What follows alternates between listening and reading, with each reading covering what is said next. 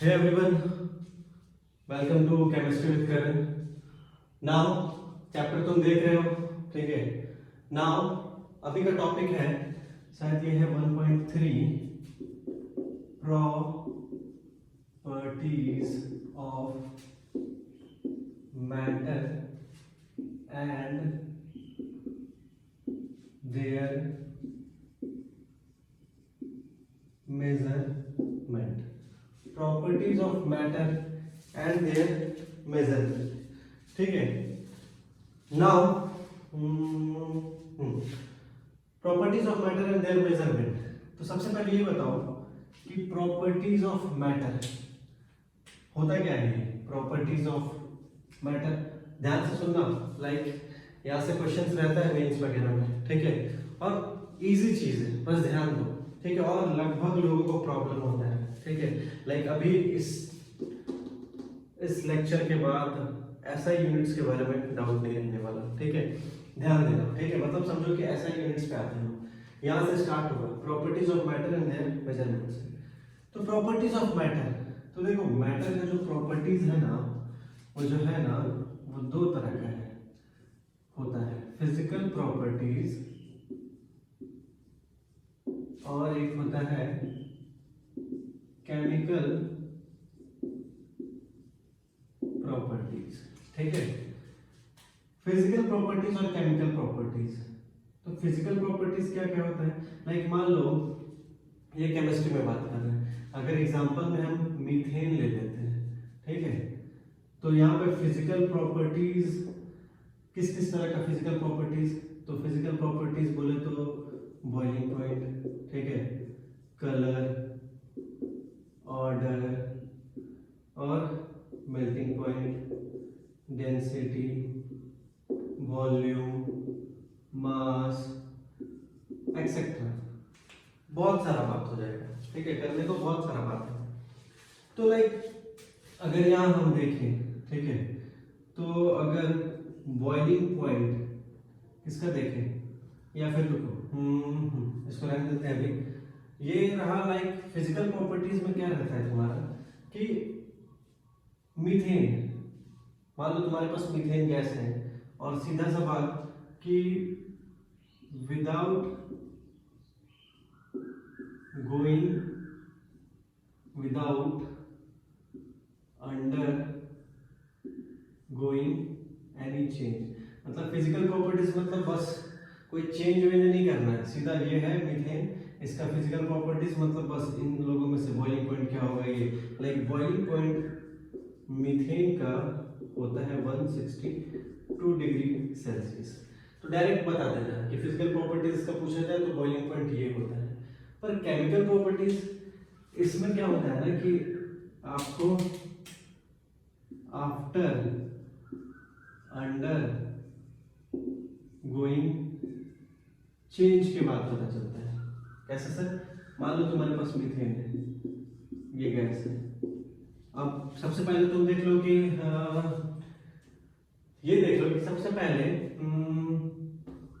होता किस किस तरह का है, लाइक यहाँ पे एग्जांपल देखे हो, ठीक है, कि ये boiling point, colour, order, melting point, density, ये सारा क्या है फिजिकल प्रॉपर्टीज। तो केमिकल प्रॉपर्टीज क्या क्या हो गया, मान लो मीथेन की बात करेंगे तो कंबस्टिबिलिटी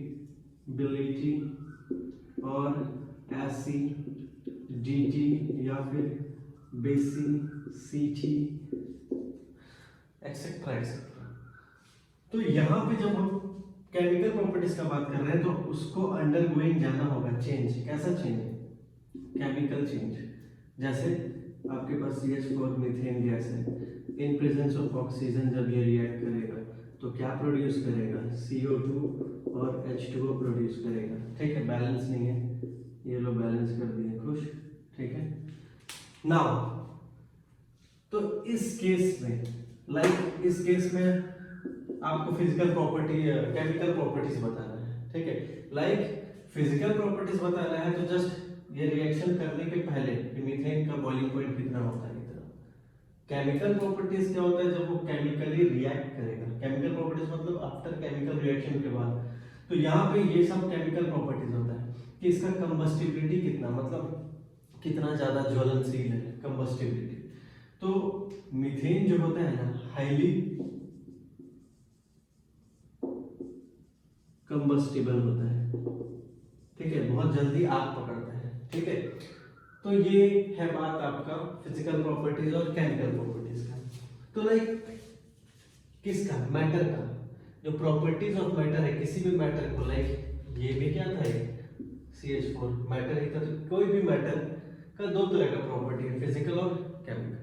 फिजिकल में बस बाहर से देख के, ठीक है, बिना उसको अंडरगोइंग एनी रिएक्शन, सीधा बॉइलिंग पॉइंट क्या है तो इतना, कलर क्या तो ये कलरलेस होता है, ऑर्डर क्या ऑर्डरलेस होता है, ठीक है, वगैरह वगैरह।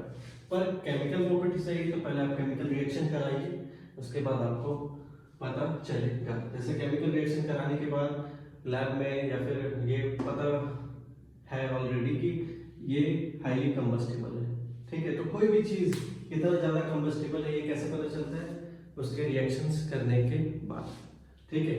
तो ये रहा बात फिजिकल और केमिकल प्रॉपर्टीज का, ठीक है। सर ये तो ठीक है, यहाँ पे एक और चीज लिखा हुआ है, properties of matter and there measurement. There measurement, there measurement, there measurement, अच्छा। तो मीथेन का फिजिकल प्रॉपर्टीज, बॉइलिंग पॉइंट का मेजरमेंट, देयर मेजरमेंट, इसका क्या मेजरमेंट है। तो यहाँ देखो, मान लो बॉइलिंग पॉइंट है -162 डिग्री सेल्सियस, ठीक है। इसमें क्या देख रहे हो तुम, दो चीज देखो, ये एक 162 को देखो, ये क्या है, नंबर है, ठीक है, और ये डिग्री सेल्सियस क्या है, यूनिट है, ठीक है। तो मतलब जब भी किसी चीज को, ठीक है, प्रॉपर्टीज को, किसके, मैटर के प्रॉपर्टीज, चाहे फिजिकल हो चाहे केमिकल हो, उनके प्रॉपर्टीज को अगर मेजर करना है तो दो चीज से उसका मेजरमेंट होता है, ठीक है। कैसे मेजर कर रहे हैं, दो चीज से, नंबर प्लस यूनिट, तब मेजर हो गया। लाइक वाटर का बॉइलिंग पॉइंट 100 डिग्री सेल्सियस, तो 100 नंबर है, डिग्री सेल्सियस यूनिट है। तो किसी भी मैटर के अगर आपको मेजरमेंट करना है तो नंबर चाहिए और यूनिट चाहिए, तो मेजर कर लिए। सर हमारे पास तो बहुत सारा लाइक यूनिट्स हैं, ठीक है, बहुत सारा प्रॉपर्टीज भी है, तो ऐसे कैसे, लाइक सो मेनी प्रॉपर्टीज भी हैं, ठीक है, बहुत सारा प्रॉपर्टीज है, तो कैसे करेंगे, तो क्या किया जाए, सोचो पॉज करके, तो क्या किया जाए, बहुत सारा बॉइलिंग पॉइंट, मेल्टिंग पॉइंट वगैरह वगैरह बहुत कुछ है, तो कैसे किया जाए। तो देखो लाइक अर्लियर टाइम का बात करें, लाइक बहुत पहले, ठीक है, लाइक 18th सेंचुरी में, ठीक है, उस टाइम का बात करते हैं। इसको स्क्रीनशॉट लेना है ले लो, हम साइड हट रहे हैं, ठीक है। नाउ इसको इरेज करते हैं, अब हम आते हैं कि उसको रहने देते हैं, ये दोनों मिटाना है, ठीक है। चलिए लाइक अर्लियर टाइम का हम बात करते हैं।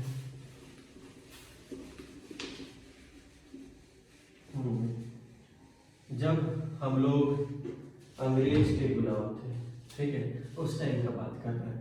तो लाइक अर्लियर टाइम पे क्या था ना कि दो तरह का सिस्टम जो यूज होता था, ठीक है।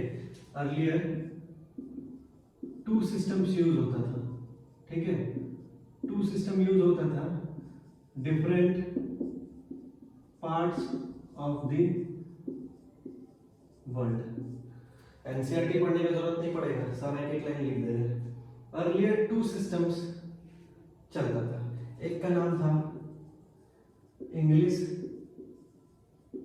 सिस्टम, एक का नाम था मैट्रिक सिस्टम। ये 10th वाला मैट्रिक बोर्ड एग्जाम नहीं है, नाम है। इंग्लिश सिस्टम इंग्लैंड में चलता था और मैट्रिक सिस्टम फ्रांस में चलता था, ठीक है। इसमें एक डिमेरिट था, क्या था वो डिमेरिट, कि ये डेसिमल्स को इग्नोर कर देता था, डेसिमल्स आर इग्नोर्ड हियर। यहां पे इसमें मेरिट ये था कि डेसिमल्स को कंक्लूड करके रखा था, ठीक है। तो कहने का मतलब सर एग्जांपल में 171.5 सेंटीमीटर, यहाँ पे 171.5 सेंटीमीटर, ये बोलता था ओके 170. लाइक हम बोले कि मेरा हाइट है 171.5 सेंटीमीटर, तो इस ये बोलेगा हाँ ठीक है 171.5 सेंटीमीटर, ये नोट करता था, ये 0.5 को काट देता था, कोई बात नहीं हटा। तो बड़ा कंफ्यूजन था, ठीक है, कि different parts of the world में, फ्रांस में कुछ और, इंग्लैंड में कुछ और, different parts of the world में अलग अलग सिस्टम चल रहा था, बड़ा कंफ्यूजन था, ठीक है। लाइक मान लो बॉइलिंग पॉइंट अगर रहता 162.5 डिग्री सेल्सियस, तो ये 0.5 को हटा देता, ये लेता, तो ये कोई बात हुआ।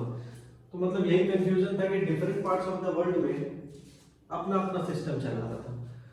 तो टाइम आ गया था कि अपने को एक ऐसा सिस्टम चाहिए जो all over world wide web में एक ही सिस्टम है। तो फिर आया, क्या आया 18th सेंचुरी में, ठीक है, लेट 18th सेंचुरी में, इसको इरेज करते हैं, ये हाँ ये पूरा इरेज कर दे रहे हैं, इसको लिखना है लिख लो, ठीक है, मिटाते हैं या वो मिटाते हैं, हटाओ, यहाँ पे हो जाएगा, थोड़ा छोटा छोटा लिखूंगा। तो नाउ लाइक हमें क्या चाहिए था, हमें चाहिए था बहुत दो सिस्टम है, हमें all over world only one system चाहिए था, हमें जस्ट ओनली वन सिस्टम चाहिए था। तो ये वन सिस्टम आया कैसे, तो ये वन सिस्टम का शुरुआत हुआ लाइक कब, इन 1875, ठीक है, 1875 में, ठीक है, कहाँ पे, इन 1875 में क्या हुआ कि एक कॉन्फ्रेंस था, उसका नाम था जनरल कॉन्फ्रेंस हुआ। इन 1875 कहाँ पे हुआ था, ये पेरिस में हुआ था, ठीक है, फ्रांस में है पेरिस। तो 1875 में पेरिस में एक कॉन्फ्रेंस हुआ, जनरल कॉन्फ्रेंस ऑफ, इसको कहते थे वेट्स एंड मेजर, इसको शॉर्ट में कहते थे CGPM करके, ठीक है, हटाइए। तो ये 1875 में पेरिस में हुआ, फ्रांस में। तो ये जो कॉन्फ्रेंस हुआ, ये जो जनरल कॉन्फ्रेंस हुआ, इससे एक सिस्टम आया, एक सिस्टम, और उसका क्या नाम आया, उसका नाम था इंटरनेशनल सिस्टम ऑफ यूनिट्स, इसको कहते हैं SI यूनिट्स, ठीक है, इसी को कहते हैं SI यूनिट। ये जो तुम लोग करते रहते हो ना, SI यूनिट SI यूनिट, ये कब आया, 1875 में पेरिस में general conference of weights and measure, ये जो हुआ, ठीक है, वहीं से SI यूनिट जो तुम बोलते रहते हो, SI है क्या, international system of units, international system of units. तो ये कब हुआ, 1875 सॉरी, ठीक है। तो इस इंटरनेशनल सिस्टम ऑफ यूनिट्स में से हमारे पास क्या आया, यहां से क्या निकला, ये लोग बोले कि अपने पास सिर्फ 7 बेस क्वांटिटीज होगा, ठीक है, quantities of unit, 7 base, like only 7 base physical quantities, 7 base, only 7 basic physical quantities रहेंगे, 7 बेस फिजिकल क्वांटिटीज, ठीक है। मतलब सर ये क्या है, तो चलिए इसको हम बताते हैं। अब उसके लिए हम जरा इधर इग्नोर करते हैं, इरेज कर रहे हैं, और ये भी थोड़ा इरेज कर रहे हैं, थोड़ा जगह चाहिए, जगह बहुत है ऊपर, उतना पहुंच नहीं पाएंगे हम, इसको बचाने के चक्कर में बोर्ड कुछ ज़्यादा ऊपर रख दिए, कोई नहीं। हाँ जी, तो देखिए,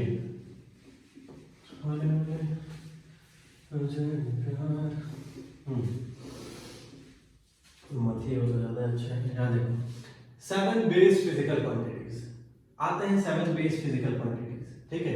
एंड इसमें एक पॉइंट लिखते हैं, एंड रेस्ट मतलब बचा हुआ बाकी, rest are derived from this 7, ठीक है। 7 बेस फिजिकल क्वांटिटीज और इससे बाकी 7 को डिराइव किया गया है। तो ये 7 बेस है कौन कौन सा, देखो तो लिखते हैं यहाँ पे। सबसे पहले ना ट्रिक लिखते हैं, क्या लिखते हैं हम यहाँ लिख रहे हैं ट्रिक, जरा याद रखना, ठीक है। ट्रिक ये मेरा बनाया हुआ ट्रिक है, कहीं से कॉपी नहीं है। ट्रिक क्या है कि लेट मत एल, लाइक मिर्जापुर में है ना ललित, तो याद रखना लेट मत ललित, ठीक है। लेट मत, मत सोना मत, ये ट्रिक है। अब यहीं से 7 तुमको दिख रहा होगा, 1 2 3 4 5 6 7, लेट मत ललित, ठीक है। यहां पे हम रखते हैं 7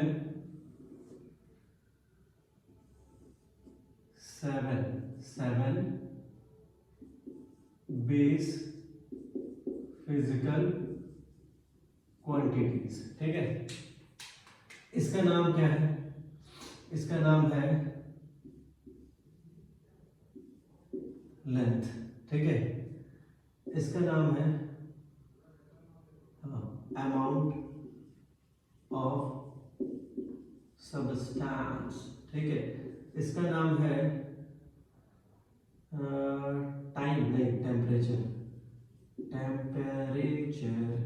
इसका नाम है इलेक्ट्रिक करंट, इसका नाम है मास वाले भैया, इसका नाम है टाइम वाले भैया, इसका नाम है ल्यूमिनस इंटेंसिटी, ओके।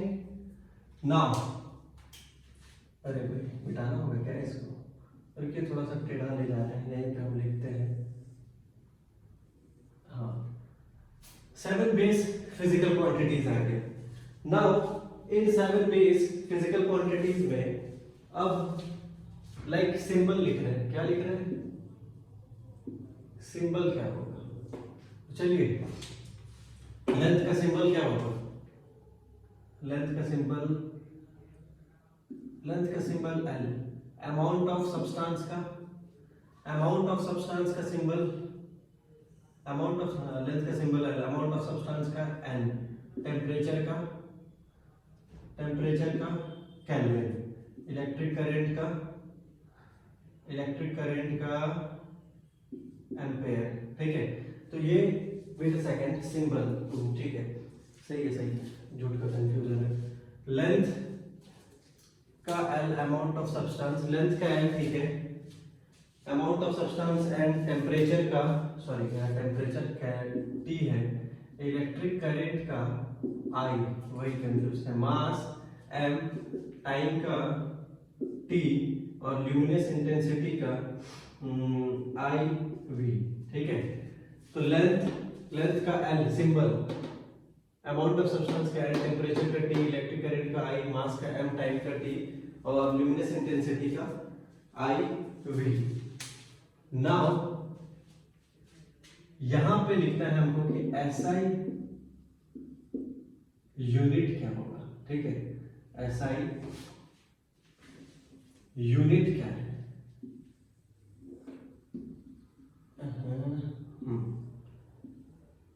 मतलब लेंथ का एसआई यूनिट क्या होगा, लेंथ का सिंबल एल होता है, तो लेंथ का एसआई यूनिट क्या होगा, मीटर, ठीक है। मीटर में नापते हैं METR। अमाउंट ऑफ सब्सटेंस का सिंबल क्या होगा, एसआई यूनिट क्या होगा, मोल, ठीक है। टेम्परेचर का होता है केल्विन, ठीक है। इलेक्ट्रिक करंट का एम्पेयर, मास का किलोग्राम, ठीक है। टाइम का एसआई यूनिट है सेकंड, ल्यूमिनस इंटेंसिटी का कैंडेला, ठीक है, बुक में है ये सारा। अब इस एसआई यूनिट का लाइक सिंबल क्या होता है, सिंबल ऑफ ऐसा यूनिट, तो बस इसका सिंबल लिखना है। तो देखो मीटर का एम, ठीक है, मीटर का एम, मोल का MOL, ठीक है, केल्विन का के, एम्पेयर का क्या हो जाता है, एम्पेयर का इलेक्ट्रिक करंट टाइप, एम्पेयर का क्या है, ए है, सॉरी, एम्पेयर का ए, तो एम्पेयर ए, कभी कभी छोटा छोटा चीज में कंफ्यूजन आ जाता है, किलोग्राम का केजी, सेकंड का एस और कैंडेला का सी। तो ये है वो 7 बेस फिजिकल क्वांटिटीज, ठीक है, ये है 7 बेस फिजिकल क्वांटिटीज, 1 2 3 4 5 6 7। ट्रिक क्या है, late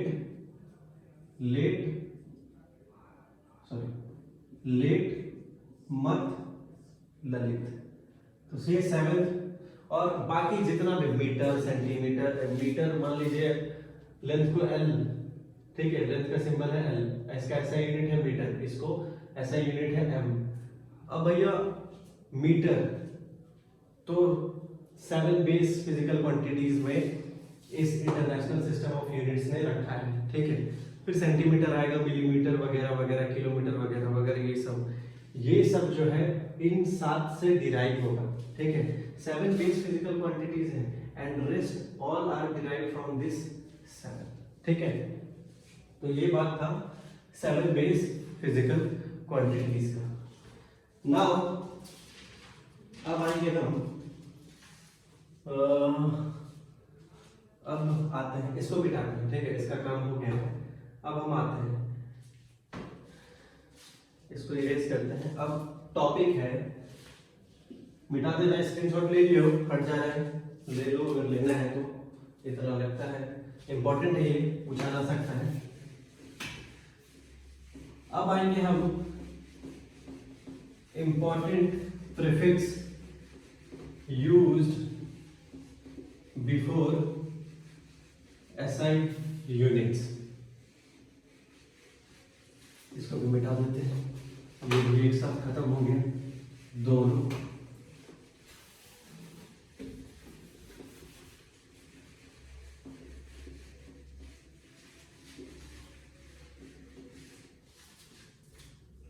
Now topic is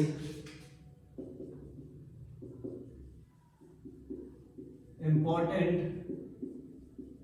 prefix used before SI units। Sir कुछ समझे, इंपॉर्टेंट प्रीफिक्स मतलब क्या, जो पहले यूज होता है बिफोर किसके, SI यूनिट्स के। तो मान लो SI यूनिट तुम्हारा मीटर है, ठीक है, SI यूनिट मीटर है, इसके पहले क्या यूज होता है, लाइक तुम देखोगे 10 टू द पावर -9, ठीक है, तो ये 10 टू द पावर -9 क्या है, प्रीफिक्स, इसी को कहते हैं प्रीफिक्स। और ये क्या है, SI यूनिट, ठीक है। तो important prefix used before SI units, तो लाइक इसका नाम क्या है, इसका नाम क्या लिखते हैं हम लोग, नैनो, तो ये है प्रीफिक्स, ठीक है, इंपॉर्टेंट प्रीफिक्स नैनो। और ये क्या है, मीटर, ठीक है। तो इस तरह का SI यूनिट्स के लिए बहुत सारा प्रीफिक्स आता है जो आपको याद रखना चाहिए। इससे जेईई मेंस में आया हुआ एक क्वेश्चन है कि फेमटो, ठीक है, फेमटो क्या होता है, 1 फेमटो इक्वल टू, तो चलिए यहाँ देखिए,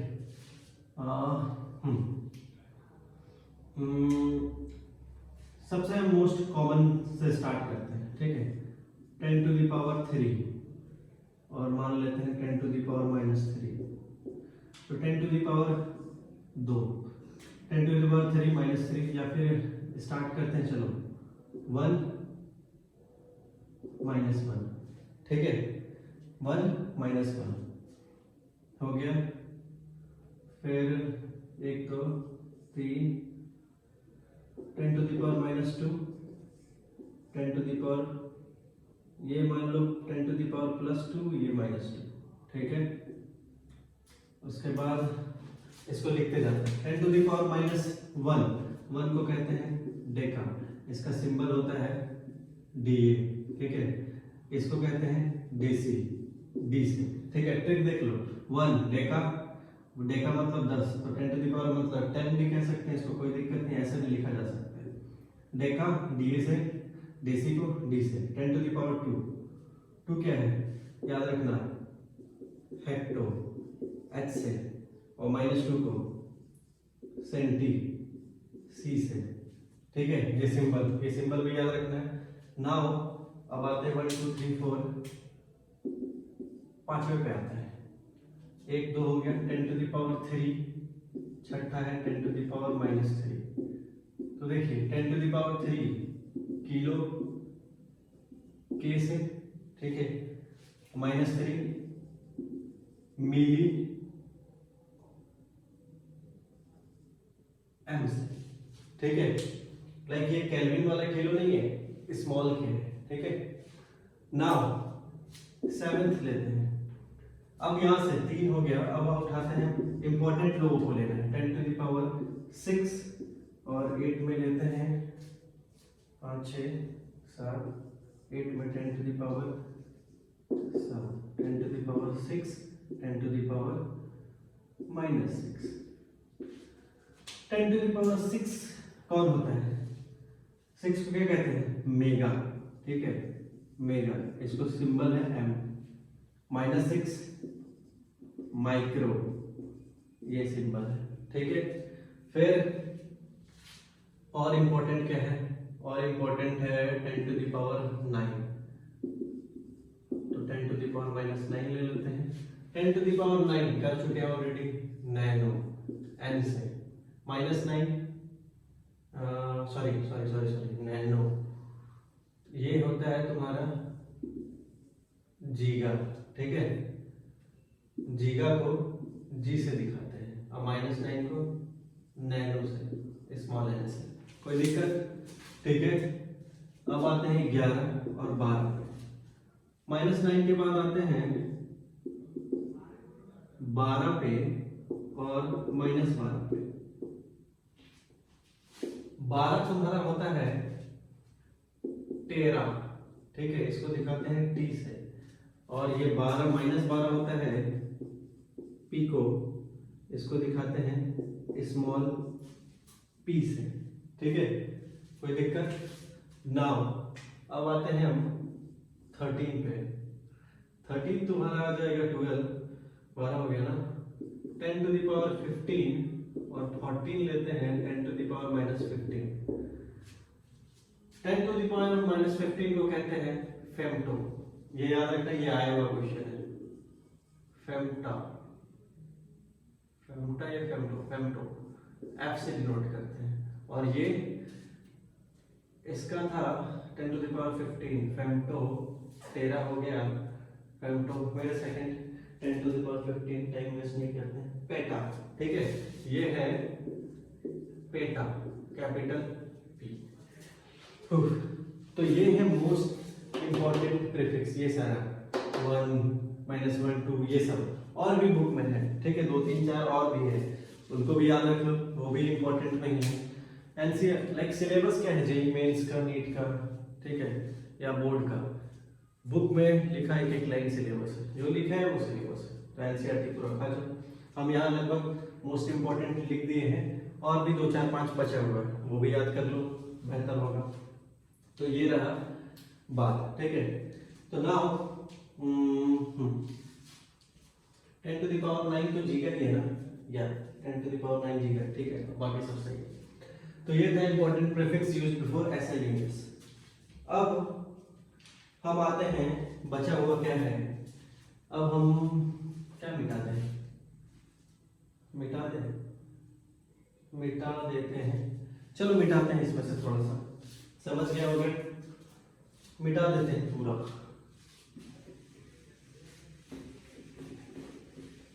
इतना भी काफी है, या पूरा मिटा ही दो, ये दिक्कत है।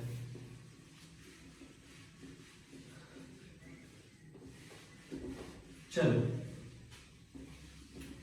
ये हो गया इम्पोर्टेंट प्रीफिक्स।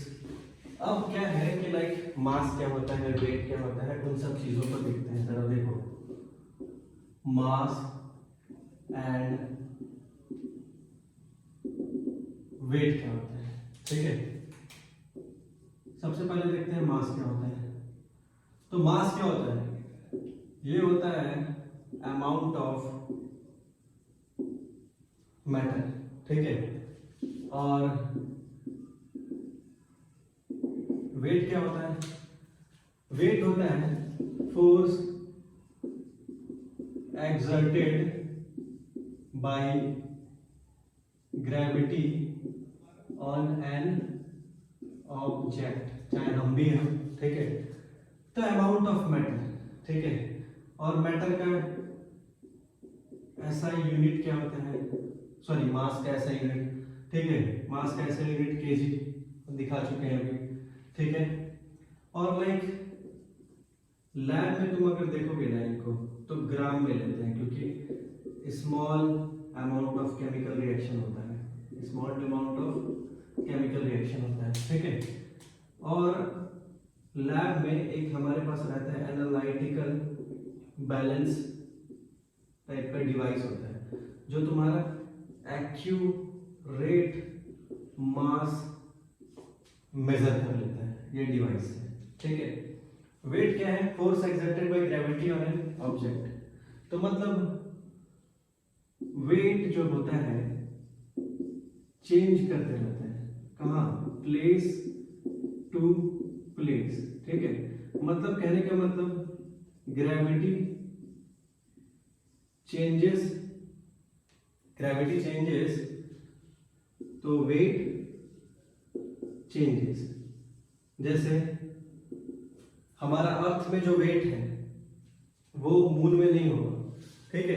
अर्थ में अलग ग्रेविटी लग रहा है तो अलग वेट है, मून में मान लो अभी यहाँ 75 केजी पे है अर्थ में, मून में ये नहीं होगा। मून में या जिस तरह का उसका ग्रेविटी होगा उस हिसाब से हमारा वेट हो जाता है, ठीक है।